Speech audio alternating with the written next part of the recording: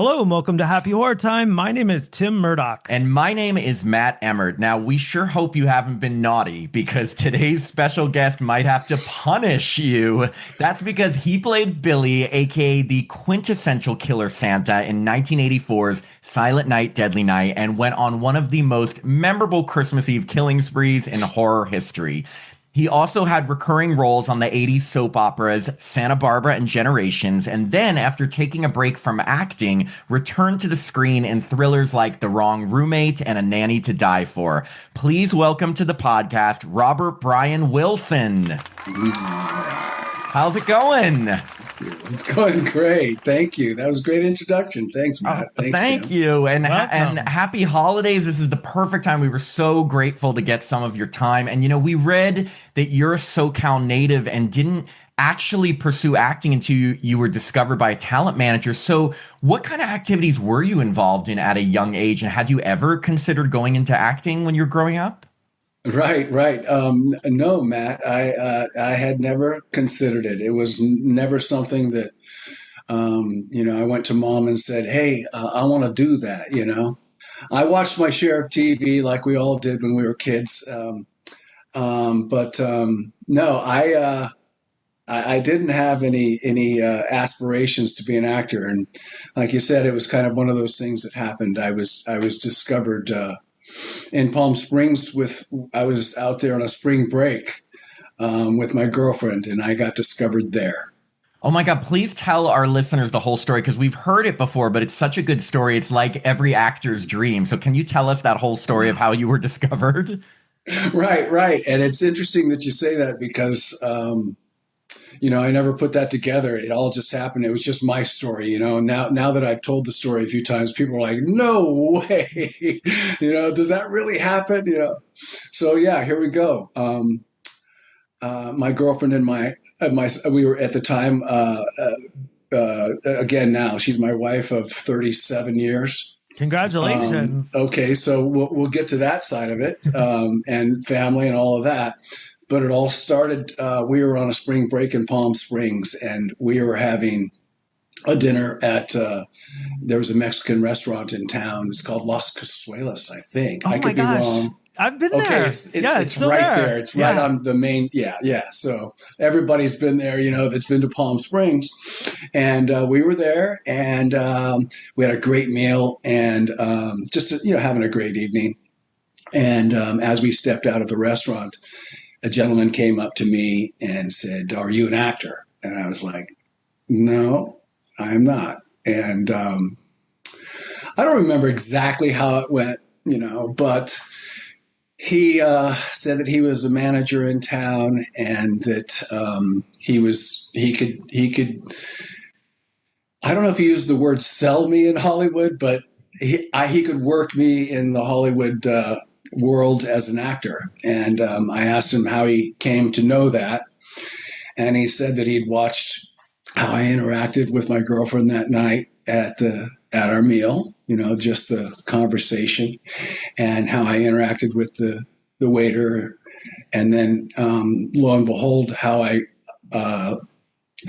handled paying my bill at the end with the person there at the cash register.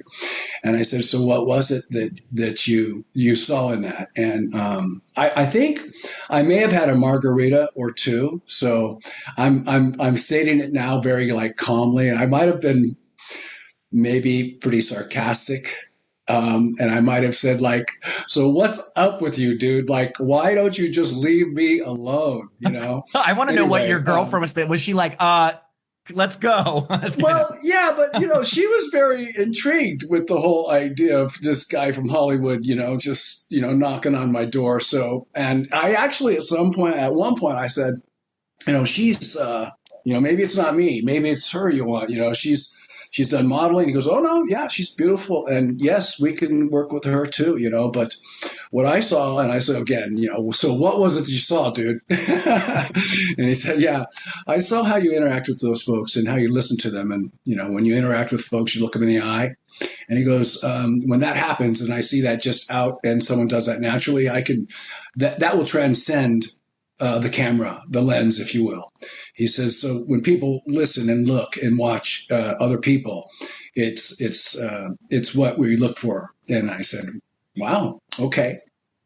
So went back to my hotel room and took his business card and flipped it across the room and went, what in the world was that? And my girlfriend said, what are you talking about? I said, really? Hollywood? Seriously?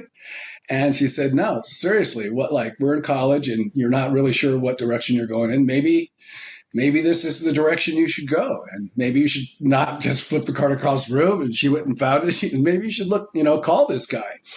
And I did the next week. And in that period of time, within a week, I was in his office and we read a scene together. And I was not ready for that. It was way beyond me. So he kept asking, are you ready? Are you ready? Are you ready? And half of this thing was me going to his office going like, who's this dude from Hollywood? I've heard a lot of stories, Yeah, you can't Google him. Yeah. And I'm just going to say, like, and I'm kind of like, what am I getting myself into? I was just going to ask, like, were you nervous that first meeting going to the office? I'd be terrified. Like, what if he's trying to kill me? Yeah. Yeah, I've never thought of it like that. But yeah, I really, at the end of the day, Matt, I was terrified. But yet I was also the size I am with probably about 30 more pounds of muscle. And I knew that, like, whatever I was getting myself into, I was okay. But with that angst and all of that, I went into his office and nervous and scared and read the script. And we stood up in the middle of his office and gave the exchange. And he says, oh, that was good. I said, yeah, okay. So, like, why was it good? I was nervous as heck. I could barely get the words out, He goes, well, I have to learn right out the gate if you can read. That's so true. Oh my gosh, you could have just asked me. Anyway, he goes, no, but you can. And he understood what was going on here. He goes, and so let's just do this one more time. And he said, so in the middle there's a little exchange where it's kind of heated. Do you know where that is? And I said, yeah.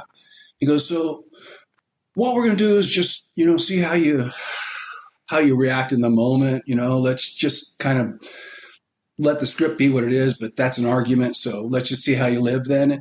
And I said, okay, I didn't really understand what he was saying, but we got back to that point in the script and he poked me, and he poked me on the chest. And like I said, when I was driving up there, man, I thought I might have to take this guy and, pin him against the wall or something. So he poked me in the chest, and that was all truthfully limiting me, And the second time he poked me, I grabbed him by his, like, look, he was this businessman. He wore like a sports coat in his office and whatnot. He's always really, professional. But I grabbed him by his sports coat and basically was pushing him across the room to put him up against the wall. It just came out. Trust me, this was not my acting experience planned outcome. This was just something that happened. He freaked out, said, stop. Okay. You can do this. I said, what? And he said, no, that's what I'm talking about. He goes, that's like everything that I could ever hope for. That's living in the moment. I was like, holy shit, this is crazy. That is such a, I would have loved if when you did that with no knowledge of Silent Night, Deadly Night, you said punish. And he's yes. like, yeah, no, but that is perfect. That is such a crazy but really awesome story. Totally. I love it. I'm not good at memorizing lines. I mean, sure, I've got my SAG card, but I mean, like, I'm not a great actor. I mean, I would have been petrified. Oh my gosh. But that's like you were just doing like a natural human response. Yeah, that's truly is the best acting, because you're being genuine to what a human would do. So and growing up, which is after studying with a master, as I was fortunate to do as time went on in my career. That's what he was trying to get us all to do, as it was in our exercises, was just be you and, let you be. And that's what we want to see, Exactly. And I did it naturally then in that man's office. And he just about had a moment, but we got along fine after that. But that's how it started. Within a week's time, he had a niece that had a 35 millimeter camera, and she was working on taking headshots, and I had headshots within that week. I also had a fictitious resume made up. Oh, I love that. Sure, I had to have a resume, right? Yeah. Oh my so God. He made up all this crap and put it all over my resume, and I'm like, whoa, yeah. In Long Beach, I did some theater work and some voice work and some others. I mean, I'm not kidding you guys. I can't make this up. I believe it. I love that. And yeah. in growing up, were you a fan of horror films? Were any on your radar? Did any have a big impact on you? Wow. No, not really, I would say that,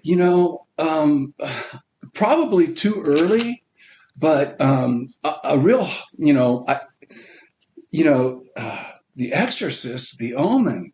Yeah. I mean, those were things that when I was 10 or 12, and I'm not sure on the dates, but those were the films that were kind of coming out then, those were hard, man. And it was frightening as a kid to see that stuff. Devil Children.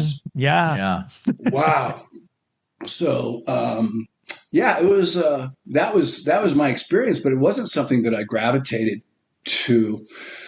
And then, I guess here we are. It found me. Yeah, well, so moving on to Silent Night, Deadly Night. Now, first off, I just got to say, Tim and I absolutely love this film, and a lot of it is because of your performance in it. Not only do we watch this every Christmas, like many other people, but we've also attended a ton of screenings of it. We love this film. This was your first professional acting role, right?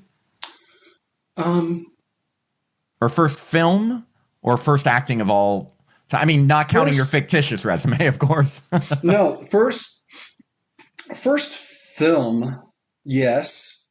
To get my SAG card, I did a Matt Houston, which was a primetime drama. And I did that to get my SAG card. I did actually 2 episodes of Matt Houston, and I'm pretty sure they were before Silent Night, Deadly Night. I'd have to look it up, but I had a couple credits rolling. And I was in the guild. And that's how that happened in order to do Silent Night, Deadly Night. So what was the audition process like for Billy? What did they have you do, whatever you remember of that? Gosh, I really wish I could remember the exact scene in the original script. But I think the scene was with the little girl,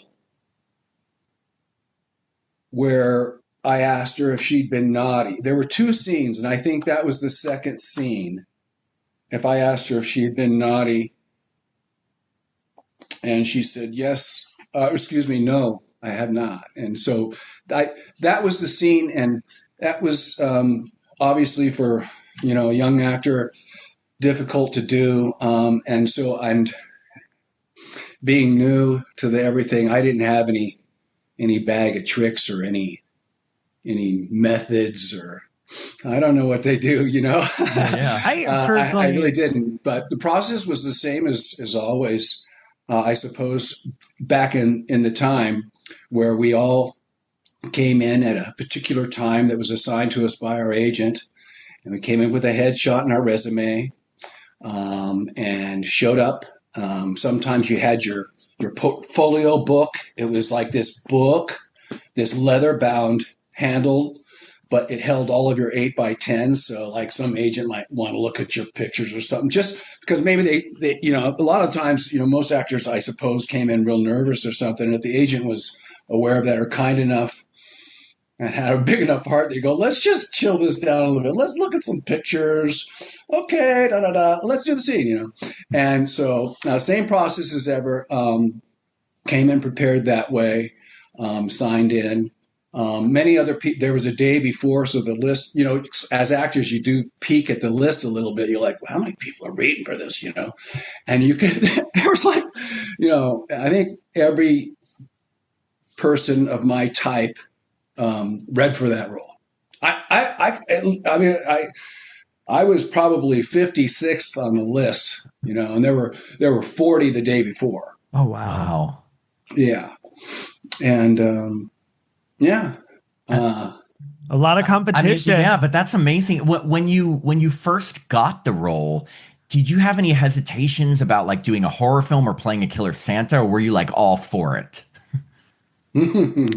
Yeah, I was all for it. Yeah, cut to the chase. I was all for it. You know, I mean, I was working at you know, I was doing scene work. I was doing everything I could to really kind of sink my teeth into the foundation of being an actor and the process and all of that business.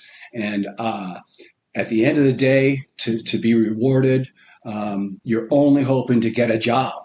And so I got this job, you know, and I'm like, oh, you know, and, you know, everything that I've ever done in my life and learned is like, man, whatever it is, you signed on, you got the job. Now go do the best job you can do. Yeah. And that's kind of where my head's always been. And that's where it was then. That's a great attitude. Work ethic, I mean, yeah, that's a good work ethic. So, you know, your character Billy is incredibly traumatized as a kid after witnessing the murder of his parents by a guy in a Santa suit.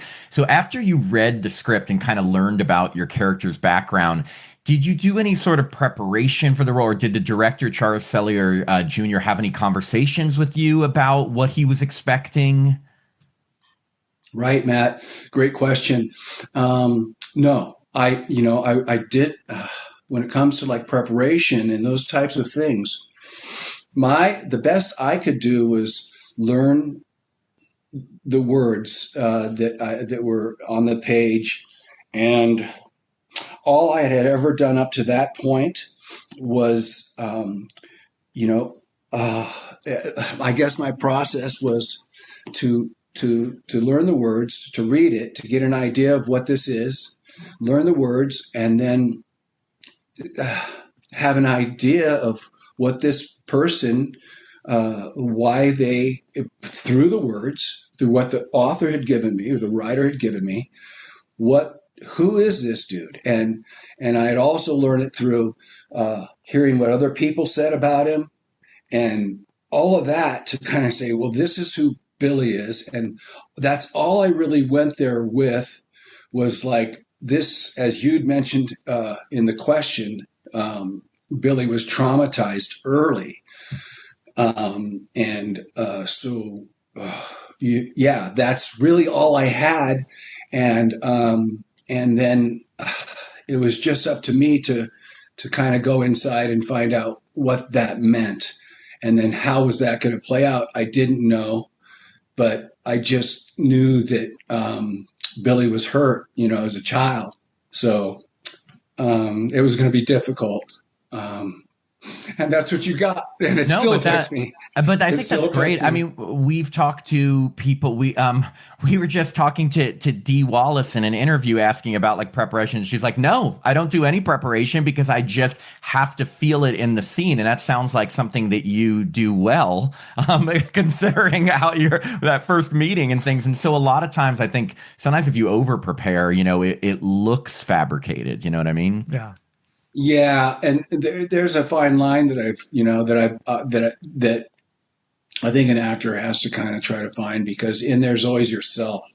You know, I'm in everything that I do, so there's that part of humanity that cannot be escaped. So I would never want to try to do anything outside myself, because that's truly inauthentic, and I know it's fake, and it doesn't work for me as an artist. So, I don't need to do much preparation. I've learned that over many years of how I am as a person and how I can just look at other people and feel pain. And what was it like filming in Utah? Like how long was the shoot? How long were you there for? I was only there for, I'm going to say, about a month, Tim. I mean, it was like, It might have been 3 weeks. It wasn't much. I mean, when you look at the film and realize how much I actually did, a lot of the story that is associated with me was the little Billies, and that was all shot before I got there. So the extent of film that was laid down on me was very focused in a period of time that came after my little brothers had been established, after little Billy had been established. Did you ever meet the other little boys that played you? I didn't. No, I didn't. Yeah. Hey, there's still time. Yeah. With the horror convention circuit, you never know if you can get these guys to it. We also heard you mention in the documentary, because we have the Blu-ray. It's called, I think, Sleigh Bells Ring: The Story of Silent Night, Deadly Night. That Lillian Chauvin, who played Mother Superior, became sort of like a mentor to you during production. Can you tell us about your relationship with Lillian and what she taught you while you were filming? Yeah, that's great. I'm glad you brought that up, because it was going to be a part of that whole.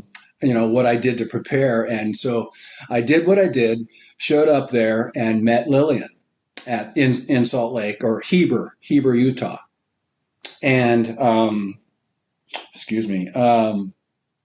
She said, would you like to get together a little bit later and just kind of run through the stuff that we do together? And I said, yes, I'd love that. And so I went to her room, and we broke out our scripts. And I think within the first 5 minutes, she realized that I did not have an idea of really what I was getting myself into. And maybe that was maybe that came out of some questions like, hey, how many films have you done and what's your experience and so forth. So I don't recall exactly how it all came down, but she realized in a short period of time that I really was not equipped, or not necessarily equipped, but didn't necessarily understand what I was getting into from a camera technique kind of perspective. So what she started to teach me in that time that we were there was that in this particular shot, and it would suggest it in the script, whether what this shot or that shot, but I didn't know what that meant as it related to the camera. But she explained all of that to me. And then, so she would say, like, so Robert, and she had a French accent. She is a lovely lady. She was great. I mean, she looks like Mother Superior. She's a fantastic actress because she was a great, like, high quality woman. I mean, she was just, I actually, after Heber, she had a class in North Hollywood that she was teaching as an acting teacher. And I attended that on a number of occasions. That's awesome. Was she strict? Did she have a ruler and hit you if you did something wrong? No, that's what I'm trying to convey. Mm-hmm. She was so kind and so loving. She was a great woman. But she would very clear. She would go, Robert, like, right now, if you move like this or that, you moved out of the shot. And I was like, oh. She said, so in this, you stay still. And you stay still. And that will be the best shot, because they've got to get you, I'm like, oh, okay. So she taught me a lot, because then in those, like, it just stayed in my mind. I never discussed it with, Lillian said, it's like, no, when that part of the script came up, I had it circled. And when that part came up, and I recall very clearly, because we went, okay, I got to back up a little bit. The intention was to go there and work through our pieces, Lillian's pieces and my piece. As it turned out, she offered her services to teach me and work me through the entire script. Oh, wow. It was nice. $35 an hour. I had per diem I just got. That's my newfound money. And my per diem went to basically half of it, I suppose, to her for running through the entire script with me. And one of the scenes that I can recall very clearly that she coached me on was the one where Billy came in and he found, just prior to him finding Pamela and my boss in the store, not Britt, but the other boss, Andy, kissing over there, or him messing with her. but it was that whole transition that Billy went through, and had the flashbacks of his mother and father, and that whole thing. That she said, you stand still and you stay right there and don't move. You keep your camera, your head, your face, everything out here, and let us see it. She was great. That is, yeah. You can really see it in your face. That's the thing. Like, a lot of people can do so much with facial expressions, and you can see in your face that you are, going through these painful, traumatic memories, which I think is great, because that, that makes everyone know, okay, he's about to snap, Yeah. And going in order kind of through your scene. So I have to talk about your very first scene, because it's kind of funny, because the camera introduces you by doing this long pan up your body to show everyone that Billy's now like a man. So at the time, did you have any sense that the filmmakers were basically framing you to be like a horror hunk? I mean, and how do you feel today about being seen in that light or referred to in that way? I've got to assume it's a compliment. Yeah, definitely. I didn't think of it. I never thought of it that way. Until I started doing horror cons about 10, 12 years ago. And I never really thought of it that way, that's the way they shot it. But in hindsight, that shot, yeah, hey now. And some of the other stuff. But also, I don't know if the audience knows it, but that initially Billy, like Santa, he had his beard all the way up and around. And it was in the first day that they said, no, this isn't going to be like all those other horror films where we don't know who this guy is. Take the beard, and people may not even realize that in the film. But my stuff it's all that fake stuff is all pulled down around my chin most of the time, because they wanted to see my face. And I didn't understand then what the point of that was. I was like, oh, cool. That's, it didn't affect like how I was going to do my work. I was already pretty clear on that. So whatever they kind of like for me to have the experience to know, like, oh shit, now I know what they're doing. Wait, the cameraman starts here and comes do do do do do do do. I'm like, they could probably play some other music and it would be even better, But anyway, in hindsight, hey, but it's a compliment. I mean, for goodness sakes. In the making, Matt, we just watched it. The guy referred to it, goes, oh, it's a really dark comedy. And I was like, I never looked at it as a dark comedy, but now I do. Yeah. No, I can totally like that. And there's so many, speaking of kind of comedy, there's so many memorable scenes in this film, but one that always gets such a big reaction at screenings is the big montage at the toy store while that song, The Warm Side of the Door, is playing. So I've got two questions for you about that. Number one, for all that footage, were you guys all just like shooting random stuff one day, like B-roll at the toy store that they cut into that? And two, what are your thoughts today when you see that whole montage with that song playing? That's funny that you bring that up. I've never really thought of it like that. I love the montage. And I think it was all pretty well scripted. Like the way you see it was all shot to be in and a part of that, that montage. It wasn't, it was, and of course the order in film, as it is sometimes and sometimes not, but it was not in order. And so as, again, a young actor that doesn't know what the heck's going on,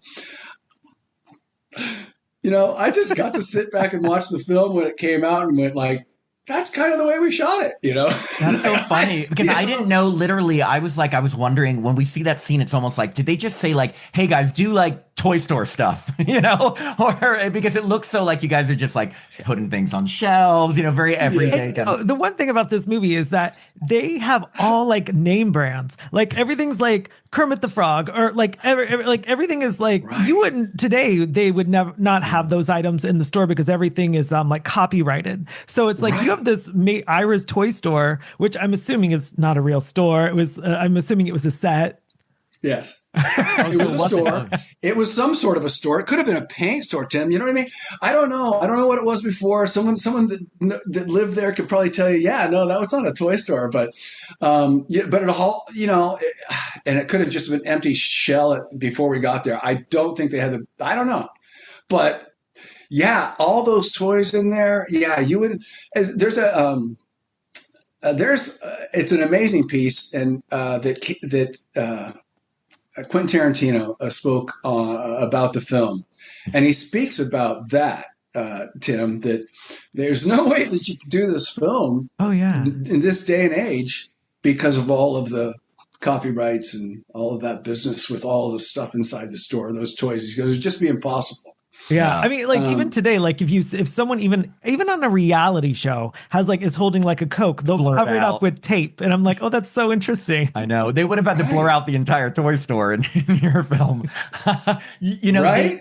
The film we had read that it was initially called Sleigh Ride throughout production, right? Do you know when or why they changed it to Silent Night, Deadly Night, which I actually think is a better title, just because right when you hear that, you know exactly what you're getting into. Sleigh Ride, if you don't see the spelling, it could just be like we're going on a skiing Well, trip. the you know? poster Right. that they had for Sleigh Ride was kind of cool, but nothing tops Silent Night Deadly. Yeah. Did you know anything about the title change, or when you were filming it, was it always Sleigh Ride?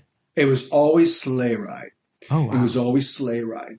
And I had a really cool T-shirt with that original, the initial Santa. I think you just mentioned it, Tim. Yeah. Santa was on and then it said Sleigh Ride. I had a T-shirt for the longest time. And of course, I didn't appreciate it then. But it was a cool T-shirt. Yeah, it was Sleigh Ride the entire time that I was shooting it. And I don't know. That's a great question. I know that probably. Gosh, Scott, I never know how to pronounce his last name correctly, and I hate to do it wrong. Scott Schneid or Schneid. He's the producer or he was one of the producers of the film back when. Mhm. And he is a Silent Night, Deadly Night. He knows everything about it. So he knows like when the name changed and why and all that business. I just can't tell you. Perhaps some fan out there knows. Yeah, no, I mean, a lot of times they just come up with that and don't tell the actors, and then suddenly your movie has a different name. Moving forward in the movie, so you have this daydream sequence where you and your coworker Pamela are kissing and lying on top of each other naked. Now, this being your very first movie, and considering I doubt back in the 80s there were like intimacy coordinators, was that awkward to shoot? Like, how did the director go about filming that scene and not making it too uncomfortable for you guys? Right. Well, first off, I guess I have to say that I saw that film. I saw that scene coming, and because it was my first film, and I was nervous about what this was, and when I saw that, and it said nudity in the stage direction, and I went to my agent and I said, "What's this?" Like I didn't want. That's not how I wanted to start my career. You know what I mean? Makes sense. Yeah. I don't know, Yeah, I mean, So- we interview a lot of women, and like we always feel bad because they have to like go through that agent and manager and like the audition and everything, and it's such a bummer. So what happened? I mean, so you talked to your agent. So I actually had him say I was concerned about it, and he went to the production and said, Robert's concerned about the nudity. And they said, no. That's just, we put that because they're going to be laying on top of each other and you won't see anything, blah, blah, blah. And he said, well, Robert wants to put something in the contract and say that you won't be using any frontal nudity. You know what I mean? And so they, in fact, did. They put,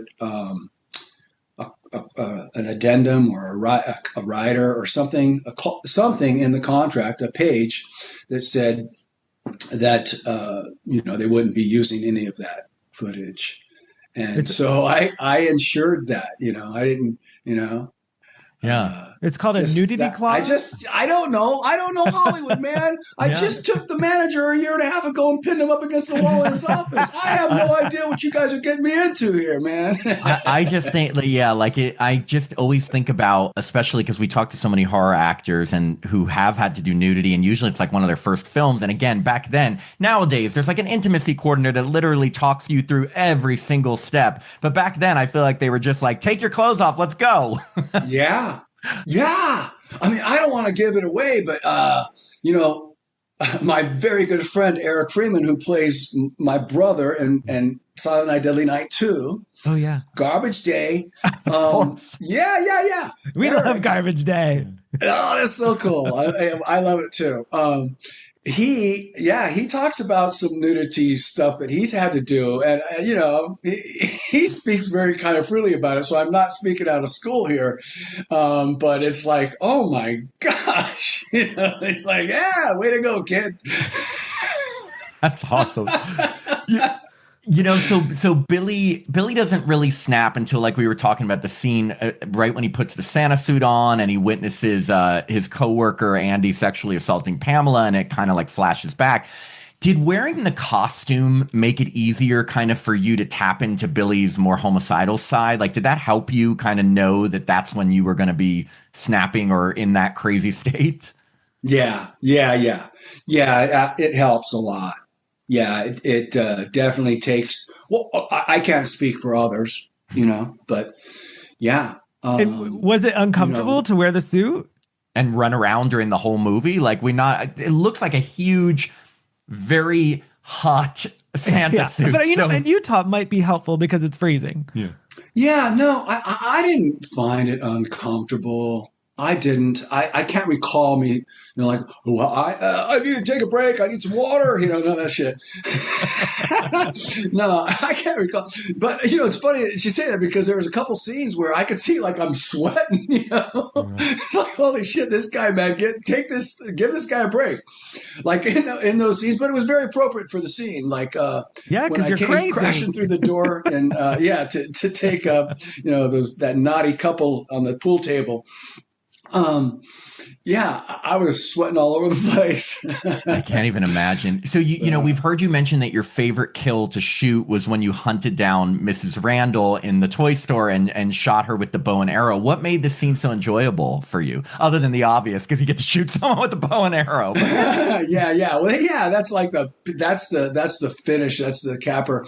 But a lot of the times the capper is only a good capper because of what led up to it. And for me, creeping through that store and hearing the silence of the store, and everything got quiet and you could only hear the bells on my boots and me saying what I was saying, it just felt so freaky. You know what I mean? Yeah. It was bad, like, I'm coming. And I had an axe raised, and, I was lost in it, dudes. I was lost in it. Was it a real axe? No. Oh. Goodness. No. Thank God. Right? No. It was a big old, it had a big black rubber, it looked great, and it was heavy.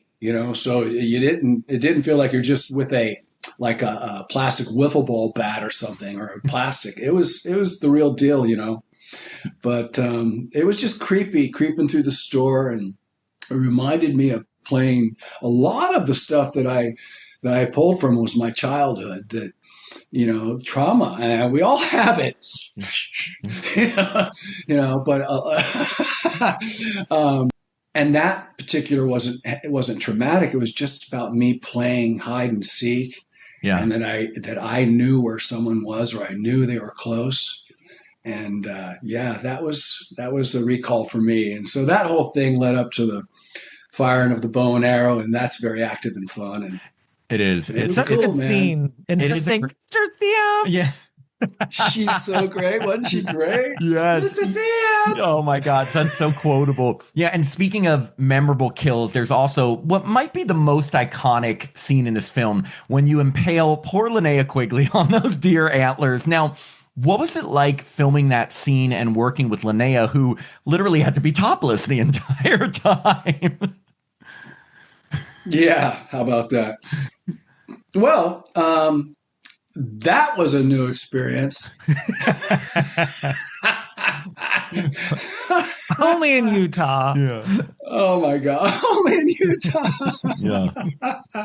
You're like, I wonder how many people had to put nudity clauses in their contracts on this film. Yeah. Wow. Yeah.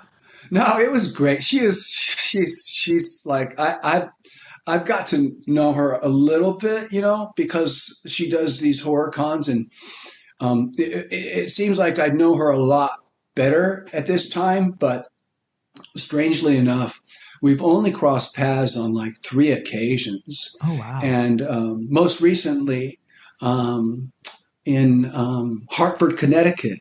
And I got to spend some time with Linnea. We took some pictures together and whatnot. But going back to the day, to that scene, she was just like all in as an actress. She knew what was going on, but through it all, she played just a wonderful role. And, of course, that role propelled her into many, many, many more roles in the horror world. Yeah. Yeah, it was a physical scene. And, so there was, and she played it very well. I mean, everything you see her, all that squirming and flailing and whatnot, she was doing. There was a stand-in there for me that they asked if I wanted the gentleman that was there for the stand-in, who was also the guy that threw the axe and stuck it in the wall. Okay. He was one and the same.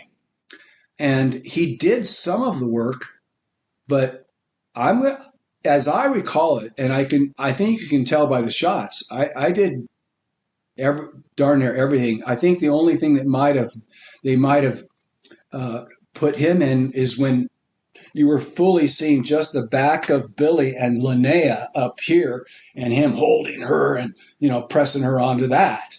But all that wrestling and fighting and throwing around in the living room there around the pool table was mostly me, and it was fun. Leo, who was the young man that was flipped around in there and having the fight with me, great guy. He was all in. So the physicality of it, and Linnea, the physicality of it, all in. And so that's why you get such a fun scene there, Yeah, that was the next question everybody's all in. Excuse me. Yeah, that was our next question about the fight with Leo Getter, because he's kind of the only character in this movie that really puts up a fight. So you guys are like going at it before you throw him through the window. Was that all choreographed, and did you get to do most of that, or was that more of a stunt man? That was a little of both of us. But I recall, like it wasn't so choreographed. I don't think it was kind of like, you got to be here, you got to be there, you got to be here. And some of that, the stunt was the gentleman that played the stunt man, or the second. I don't know how to refer to him. I want to give him all his respect. But he was in a part of that. And perhaps some of that was choreographed. I know to grab him by the pants and the shirt and throw him out the window, that had to be something that was easily captured within the frame. So that kind of stuff, I don't recall exactly. It's been a minute. Of course, yeah. But yeah, a lot of the stuff was just stay in this space and, fight till you get into this spot, blah, blah, blah. And again, they were both all in. Yeah. And of course I was. Yeah, all 3 of you. It's a fantastic scene. And my gosh, that guy in the cold with the glass on him. Good job. I know. Poor guy. Every time I see that shot, I'm like, Leo. Oh, what a stud. That's cool. In the bullies, the sledding bullies, in your famous scene, the classic scene where you jump out with the axe, how was that to film? That was great. We really haven't talked about it, but before I got caught up in Hollywood, um, to this day, I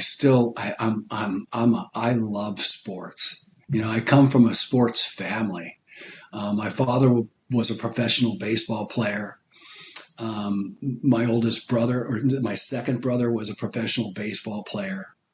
His son is a professional baseball player. I love football with such a passion. You probably don't know another person that loves football and the intricacies of the game as much as I do. My dad.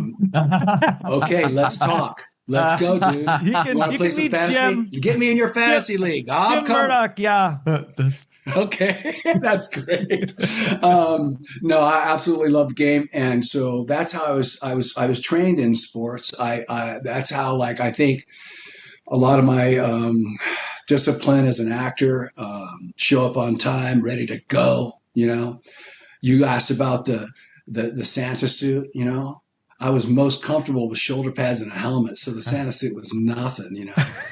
Like, and also to go back to what you talked about, when I put that uniform on to play football, I became something different. Yeah. And so that was an easy transition to even just put on the Santa suit, because when I put on suits, like, I'm allowed to be someone else. Yeah. Get back to the question. I'm sorry. It was. Oh, we were just asking about the scene when you decapitate the guy that's sledding. Yes. How did they film that? Because it's such a fun scene. Yes. And so that's where I went on the tangent, because it was so linked to athletics, to jump out of there with the axe that I've described and to swing it. It felt like just an old athletic move, and they were very concerned that how it was going to work and this and that. And so the cameraman, he actually got on that sled, the same sled that the kids were on. Okay. This elderly, wonderful gentleman, he was the director of photography. Okay. And a German gentleman. Anyway, he's sitting on that sled with this, and back in the day, these cameras were, like, I don't want to exaggerate, but it was pretty heavy and pretty big, and it had this ass end on it and then the lens, and he's sitting all hunched up on the sled, pushing down the hill. And he said, Robert, I don't know if he's referred to me as Robert or Bob. He goes, Bob, this is a very tight shot. He goes, so, when I'm coming and I see you jump out, I'm going to be shooting like this, and you have to swing the axe right over the camera. He goes, but if you miss, no, it's not good. And I was like, I got you, man. And so we did it a few times, and, every time I whistled that axe right over his head. Wow. But I really did. I like, in all things, you're like a dancer or an athlete. Once you find where your feet are going to be, and once you've established where your elbow and that thing is going to be, there's not a lot of range of error. Yeah. So I felt confident in it, and I let it rip, and it shows. No, it's a great thing. And it doesn't look like you're holding back. It looks like you're really swinging it hard. It doesn't look like you're being, like, precise or anything. So it's great. Oh, let's go. So of course that brings us to the big finale when Billy shows up at the orphanage to kill Mother Superior, and spoiler alert, right as you're swinging the axe down at her, a policeman shoots you dead right in front of all those kids. Merry Christmas, everyone. So more trauma. Yeah, I know. So we see that sequence in slow-mo, but I'm wondering, how was that actually shot? Like, did you have to do a bunch of takes just swinging the axe down toward Lillian? Yeah. And then it was kind of like, they wanted to make sure and get as clearly as they could. And I like the shot. But that's a shot that did feel awkward. I don't know. It was because the way they wanted me to have the axe coming down. Something felt awkward about that shot, and I don't know if it shows, but every time I see it, I'm like, if I would have taken my normal cut. No, but I love that scene. And I've been saying now forever that, they go like, oh, is that the scene? That's the scene where Billy died. I go, no, man, I'm right here. Yeah. And also, you never know. In horror movies, just a couple bullets doesn't stop a killer. So you Evil never dies. yeah, you never Never, know. never, And when never know. when the Never film know. was wrapped, was there a premiere, or what were your thoughts seeing this movie on the big screen for the first time in 35 millimeter? Right. It was, wow, great, Tim. Man, it blew my mind. Like on weird different levels. Like as an actor, you're looking at your work you know, and I didn't understand that there was a lot of comedy in horror. And so I was uncomfortable with the film when I watched it. We watched it, it was like at the Screen Actors, it was at the Directors Guild over on Sunset. Yeah. And yeah, it was quite an event. I brought my family because, I was excited. It was my first film.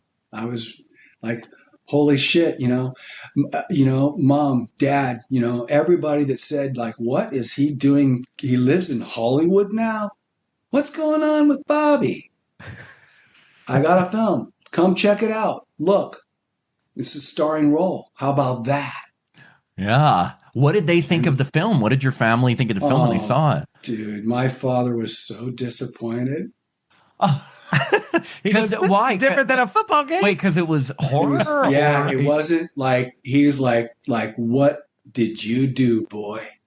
Really? I mean, I'm sure you Man. told them beforehand, look, I'm playing a killer Santa, right? Like they had a warning. Oh. Yeah.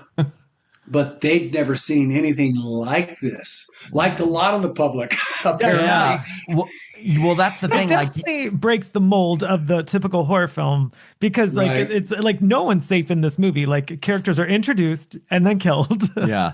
Well, the film, obviously, many people who know the history of this film know that it ended up causing a ton of controversy when it came out because at the time, a lot of people just didn't like the idea of a movie about a killer Santa, especially during the holiday season. So, and then after less than 2 weeks, TriStar pulled it from theaters. So back then, how did you react to all the controversy? Like, what were your thoughts on what was going on? And do you think it was warranted? Wow. Let's see. I guess, to get to the point of the question, how did I react to the controversy? I did not, I probably,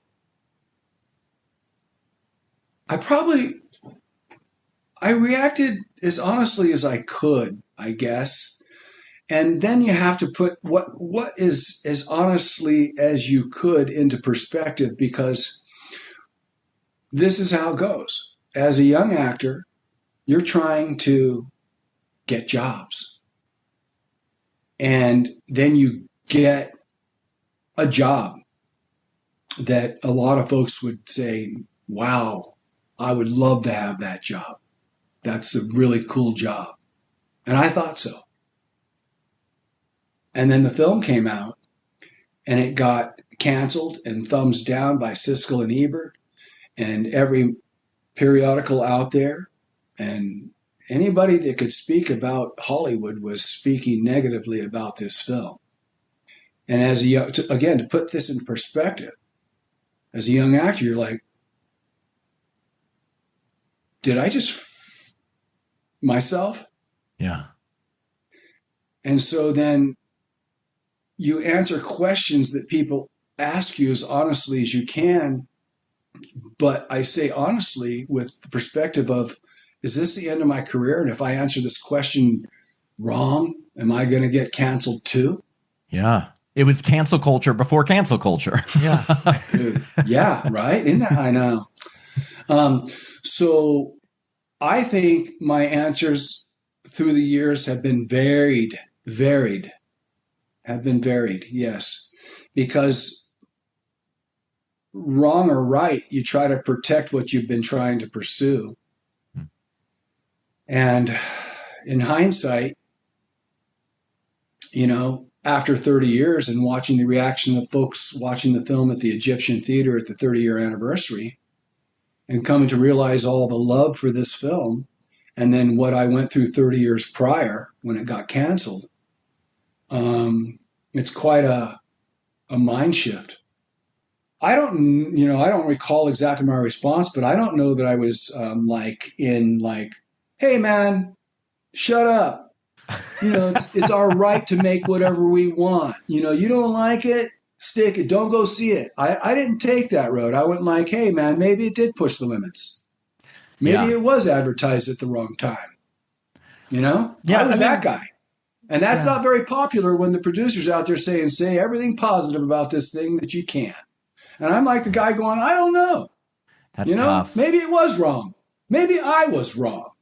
Well, I always think, look, I don't have children, but I was thinking well, it's not, the movies are made and it's almost like a television show. You can either turn the channel or not buy a ticket. So it's like no one's forcing anyone to go. Yeah, if you don't like it, just don't go see it. If you think it's inappropriate, don't bring people who it's not good for. But I did try to get tickets to the Egyptian and it was sold out.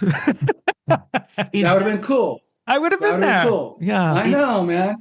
Okay, but hey, here we are. Yeah, I mean, that's what I wanted to ask, because I know you've mentioned that for a while you kind of disowned this film because of all the controversy, and then you started embracing it again. And was the Egyptian Theater what kind of caused the change of heart, or what caused the change of heart for you? The Egyptian Theater, 100%. That's a huge theater. I mean, it's it was probably like a love fest of everyone loving this 1984 film. Right. And I was so unaware. And my wife, went and we just walked through the ticket, just like everybody else. And we didn't know where to sit. We didn't know,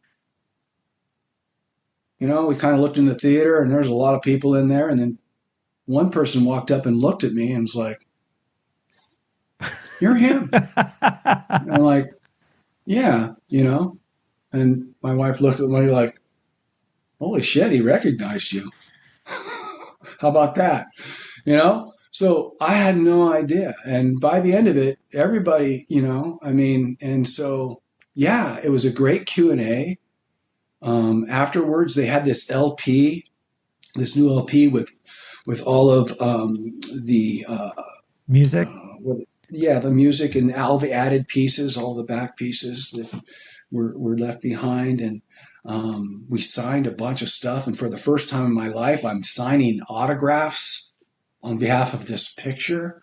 And it was like the line, they finally had to just shut it down. People were everybody was wanted, I'm like, what the hell's going on here? And it was at that time, and this is great, I'm glad you brought this up, that I met David Dakota.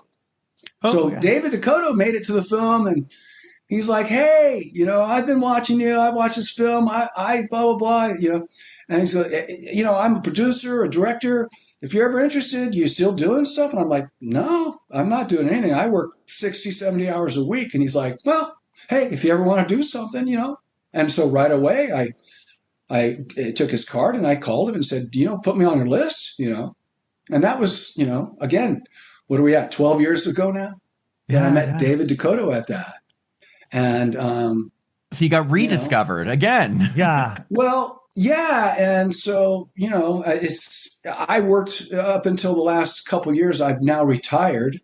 But I've been, David is such a kind gentleman. I want to just,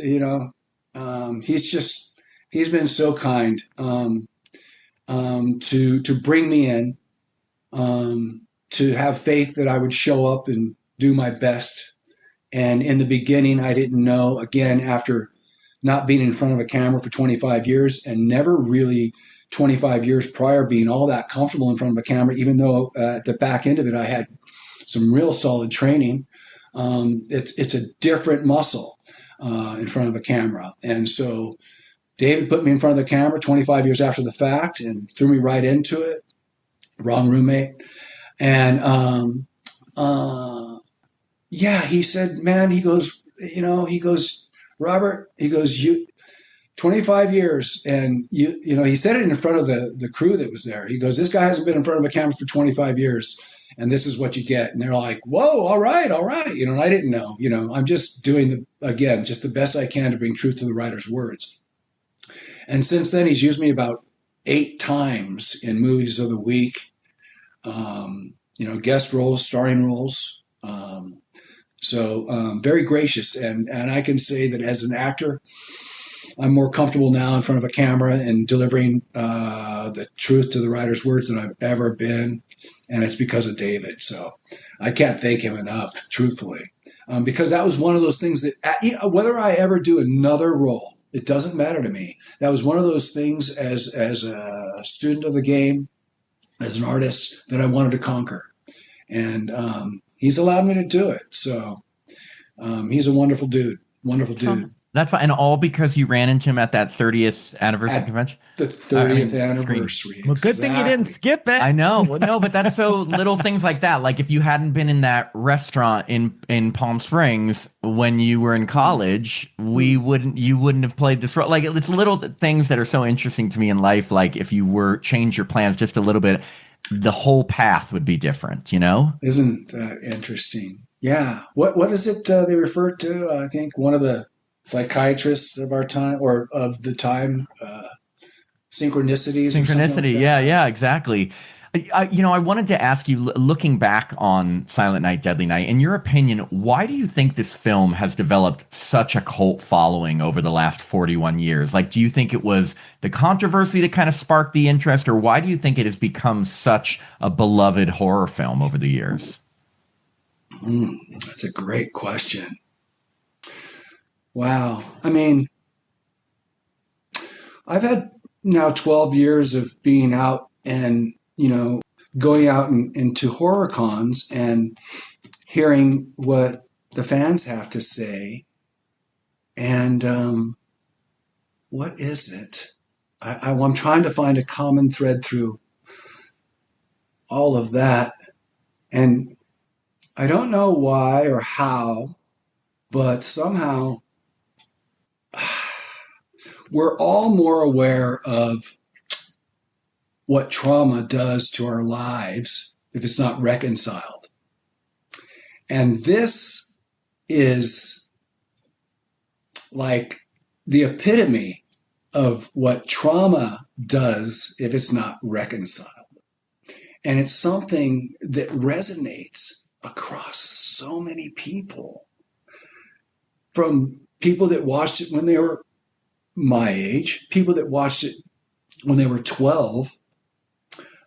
It just goes, and I think that's the common thread, that like people have come to me and said, like, your movie resonates because I didn't like Christmas. And so then you kind of go, well, what was going on? What happened, And I talk to these folks, I want to know, and then they're honest and they say, well, my father was abusive and it got worse at Christmas. I'm like, so I did the film. I had no idea that it was going to strike a chord in so many people in so many different ways. I can't do anything about it. But that's great. I mean, but what you say is totally right. I mean, obviously there's the surface level, like, fun of a killer Santa, but that's kind of the surface level thing, the right. Trauma explanation. You're totally right. I never thought about it that way. Isn't there like a stat that like depression heightens during the holidays? Yes. So it kind of is nice to see like a release in a way of a killer Santa. No. Did you happen to see any of the Silent Night, Deadly Night sequels? I saw a little bit of number 2.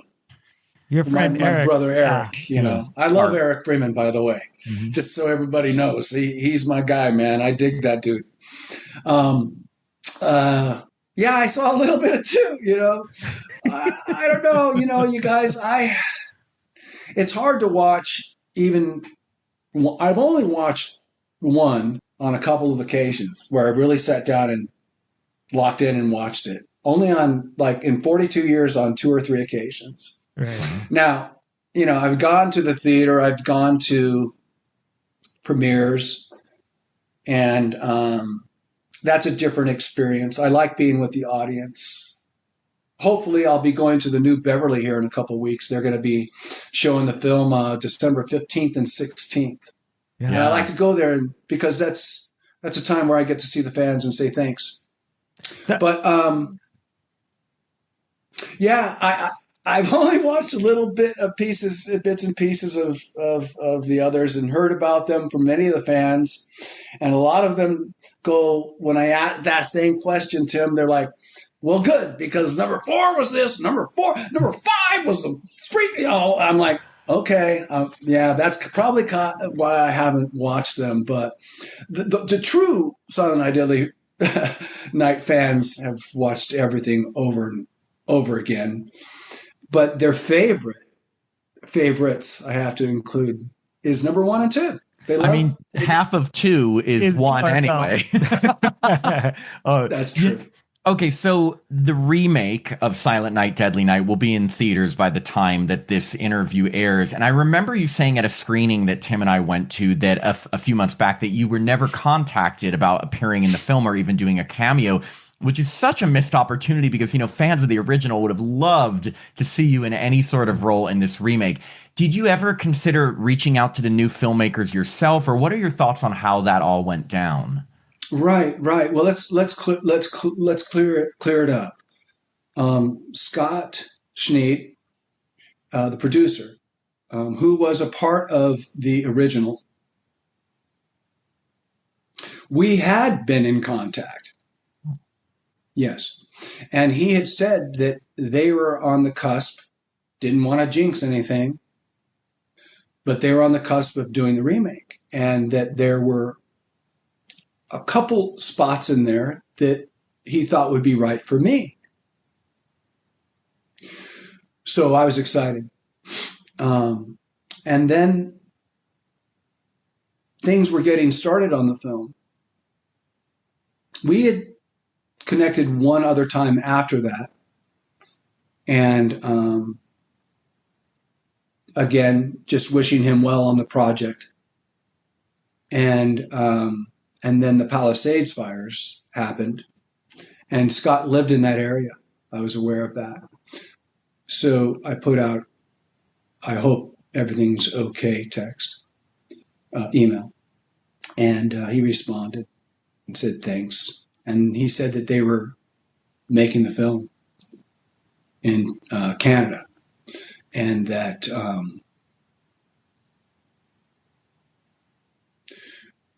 I don't want to misquote, but there wasn't enough money in the budget to have me be a part of it. So, I was just responding to an email and said, hey, wish you well. I hope everything goes well. And that's how that went. But yeah, I'm with you. I'm with you. And it's not just you, for 12 years, I've been doing horror cons, and everybody's coming up and saying, hey, are they going to do the remake? Are they going to do it? Blah, blah, blah. Are they going to do anything else? Are they going to do it? I'm like, I don't know. And they go, wow, that would be so cool. That would be so cool.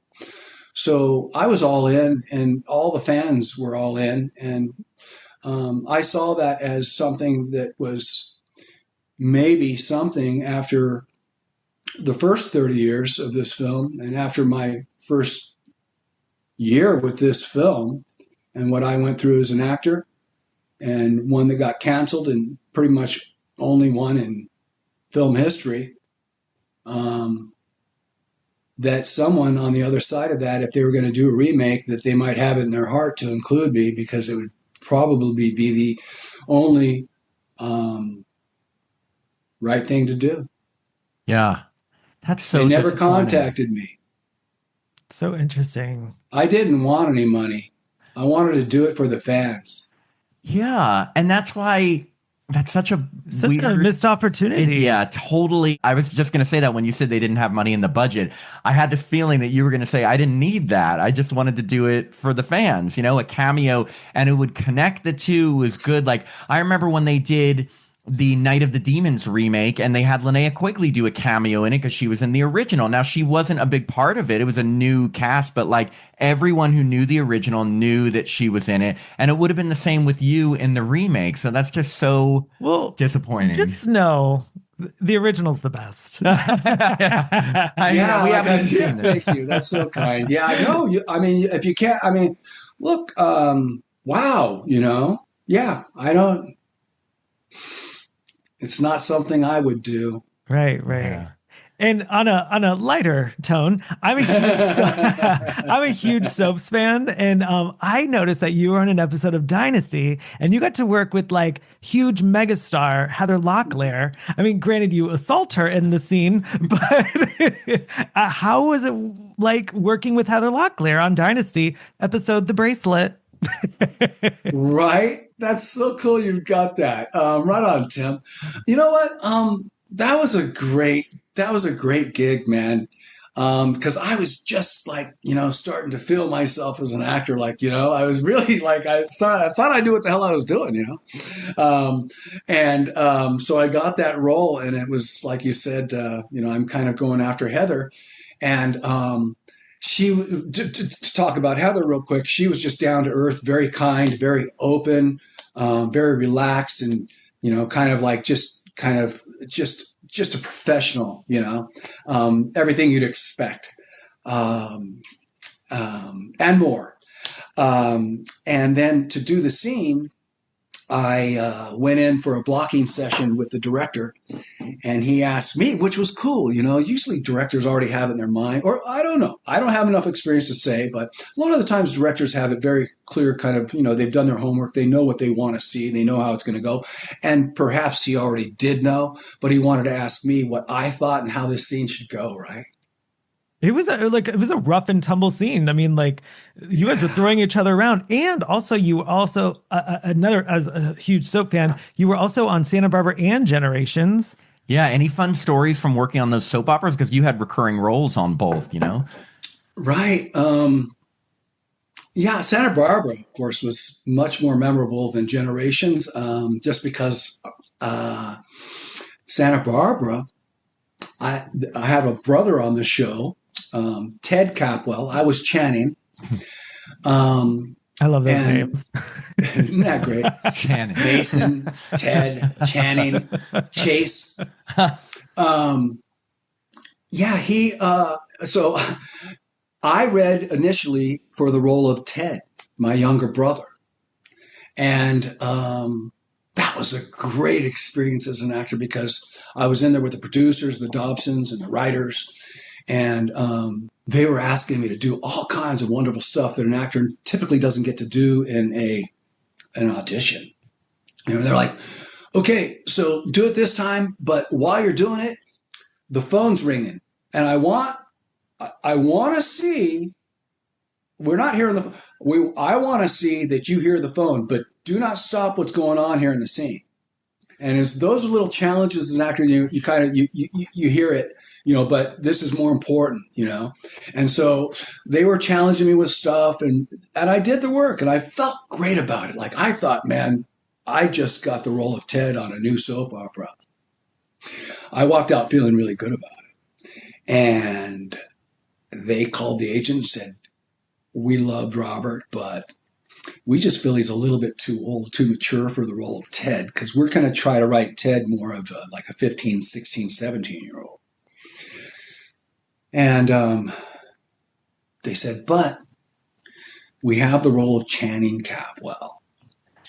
The only unfortunate thing is that Channing gets killed in the opening episode of, Santa Barbara, the opening episode. But we're going to bring him back in many recurring roles and to establish why he got shot.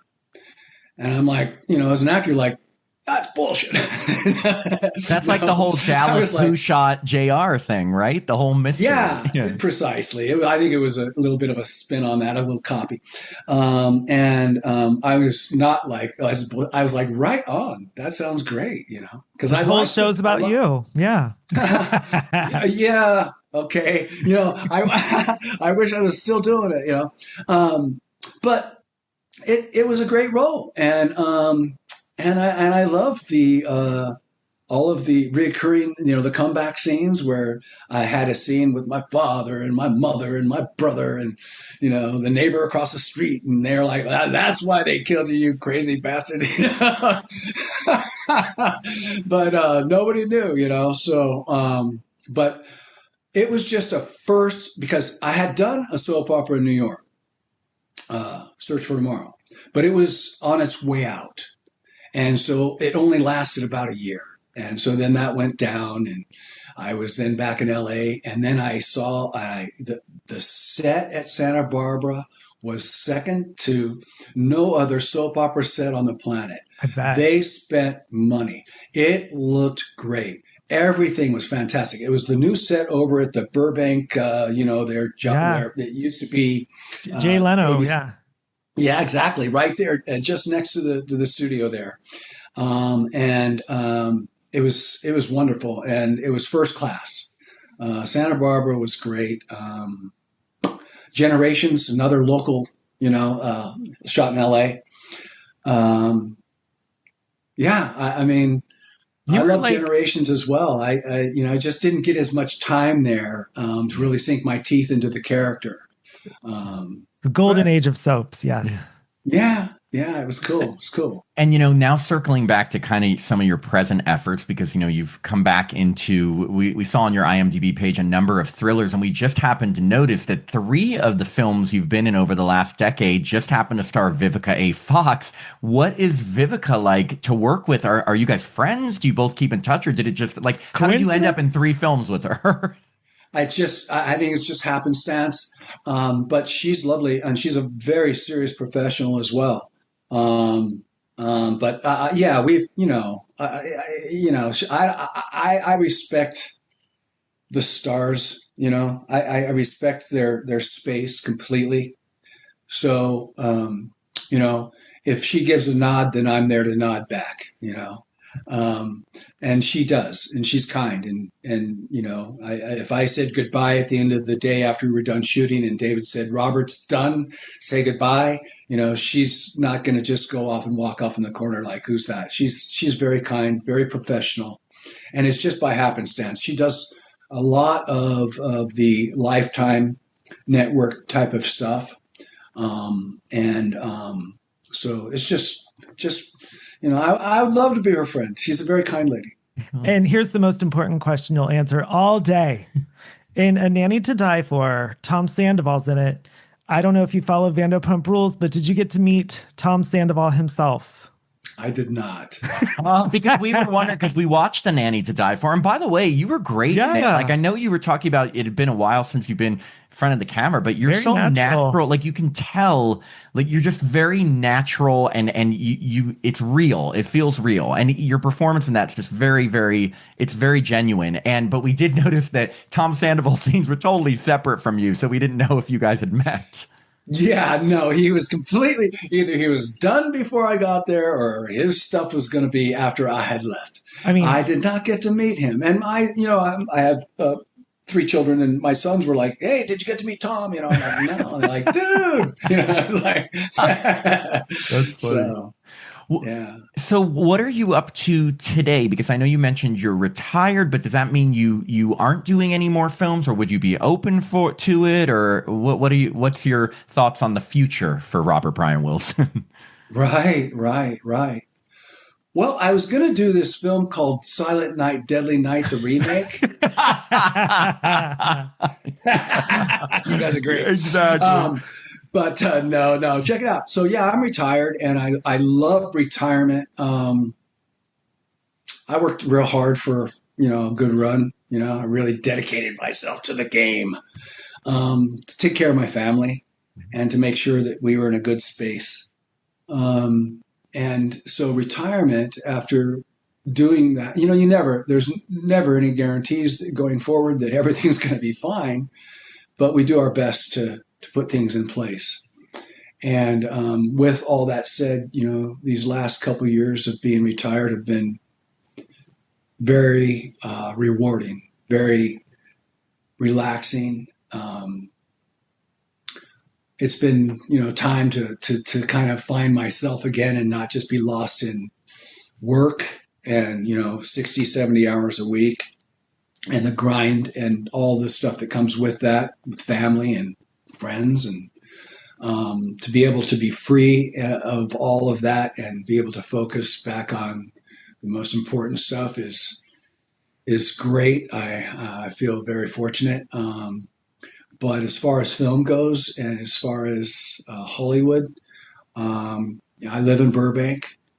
Um, Dominic Mancini is my manager, and he's the guy that's got me out at all the horror cons.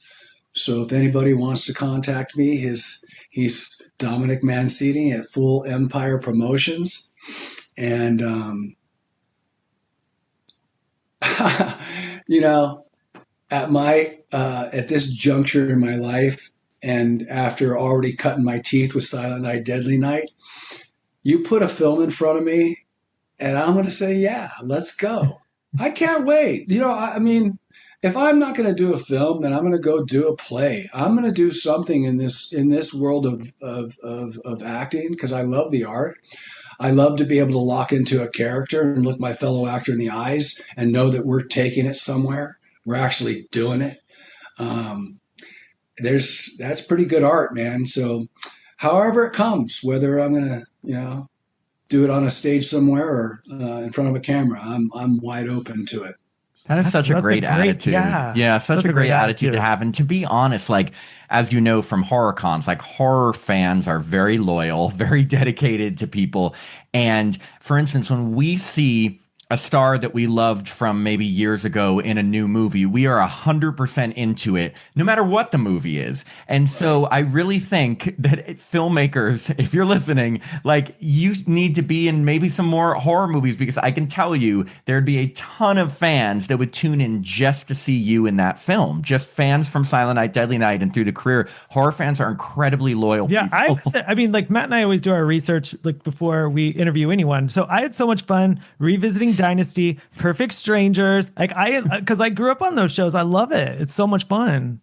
Well, right on, right on. Those were all, just a part of my experience. I mean, and thank you for doing the research. I do appreciate that. It's just all a part of my path, and it's a wonderful path. And I mean, and then I had to walk away from Hollywood. I just, you just listen to life, and you just know when, I had children, and it was like it's okay. I mean, I did this, I did that. At least I can say I did this and I did that. And then Yeah. I pursued, a way to create a future and some financial stability for my family. And so easily I walked away for priorities, for truthful matters. And, but yet I've really gone nowhere. I'm a trained actor. I trained with Sanford Meisner, and the Meisner technique is now world renowned. I trained with Sanford. So I thank you so much for your compliments about, what I've done lately, that you see an honest actor, someone relaxed and just delivering truth. I don't know if you said all that, but I like to say it like No, that's that. But exactly. I mean, yeah, I you mean, put it better than me. I, Yeah. I thank you, and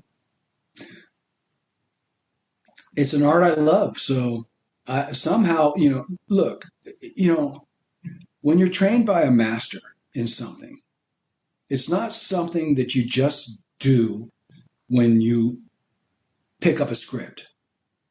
When you're trained by a master, it changes your life.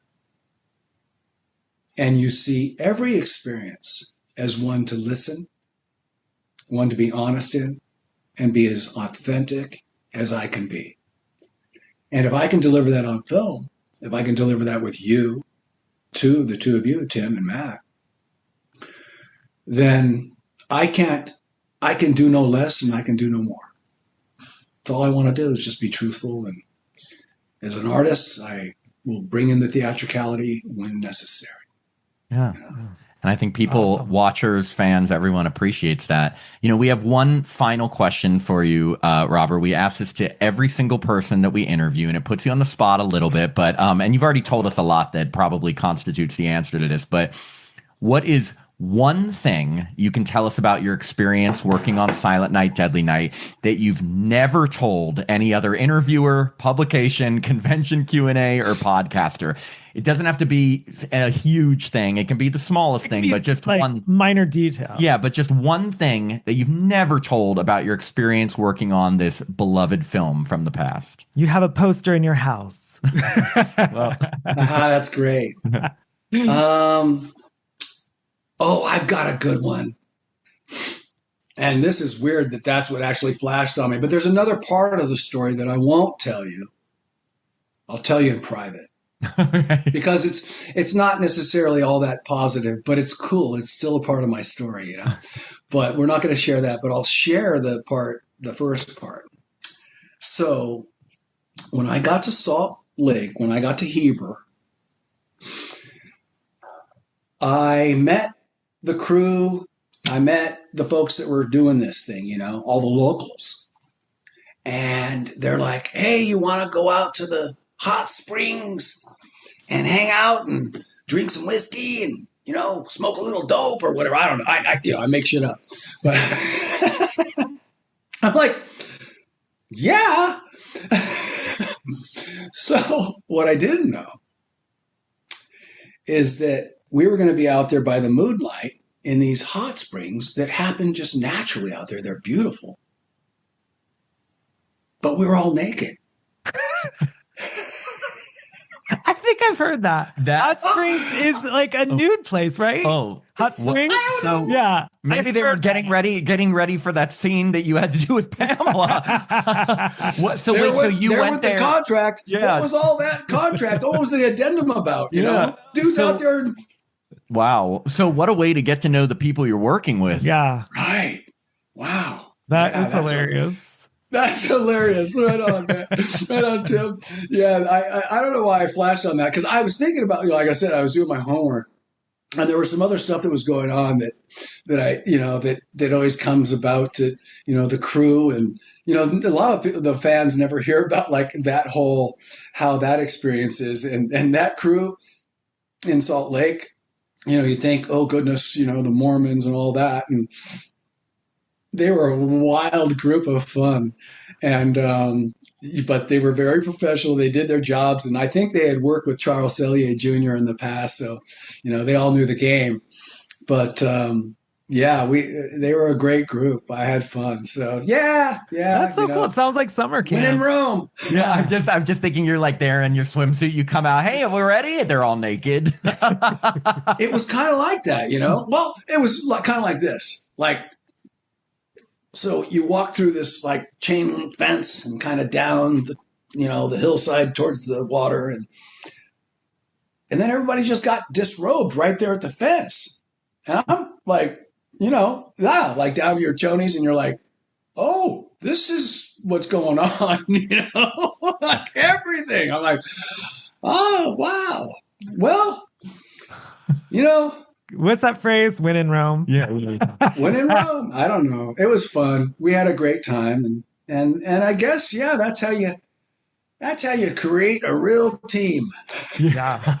Right off the bat. No, they love that. That's a great answer to this question. We've heard all sorts of crazy things, so thank you for sharing that. And you know, this has been such a blast for us. Like, we were so fortunate to be able to get you to agree to do an interview with us, because like I said, we've been big fans of this movie forever. It's the perfect time right now. And so thank you so much. Yes, thank you so for taking much. the time. You're both very welcome. And hopefully we will get to, because we sometimes come to conventions and things, and so we'll have to, if we're going to be at a convention that you're going to be at, come and say hi. So hopefully we can meet you in person sometime. Yeah, you can sign that'd be great. My doll. Yeah, how about that? You know, who'd have thought, right? When those first came out, I was kind of blown away. Yeah. Well, thank you again. Yes, we hope you have happy holidays. Have a great rest of your day, and we'll definitely be in touch. Okay. Thank you. Okay. Thank you, take guys. Care. Bye, Merry Robert. Christmas. Happy holidays. Thank you. You too. Bye.